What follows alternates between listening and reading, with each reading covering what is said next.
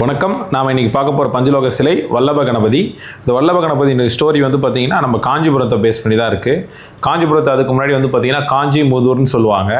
இரண்யபுரம் அப்படிங்கிற இடத்த பார்த்தீங்கன்னா கேசி அப்படிங்கிற ஒரு அரக்கன் ஆட்சி புரிகிறாரு.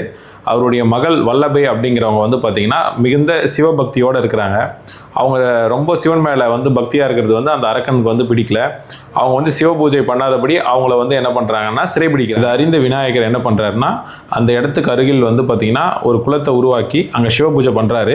சிவனை மிகுந்த தவத்தின் மூலமாக சிவன் கிட்ட பார்த்தீங்கன்னா அந்த கேசிங்கிற அரக்கனை கொல்ற அந்த அருளை பெறுறாரு. பெற்று அந்த அரக்கனை கொன்று வல்லபையை மனம் முடிக்கிறாரு. அதனால தான் இவரோட பேர் பார்த்தீங்கன்னா வல்லபை கணபதி. இவரை வழிபடுறதுடைய சிறப்பு என்னன்னா, இது வரைக்கும் திருமணம் பண்ணுறேங்கிற ஆர்வம் இல்லாதவங்க, திருமண தடை இருக்கவங்க எல்லாருமே இவரை வணங்குனீங்கன்னா உங்களுக்கு திருமணம் சீக்கிரமாக நடைபெறும்.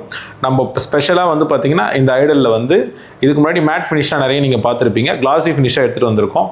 உங்களுக்கு பார்க்குறதுக்கு பார்த்தீங்கன்னா ரொம்ப ஷைனிங்காக, நீங்கள் கிஃப்டிங் பர்பஸ்லாம் கொடுக்குறது ரொம்ப டெக்கரேட்டிவாக இருக்கும்.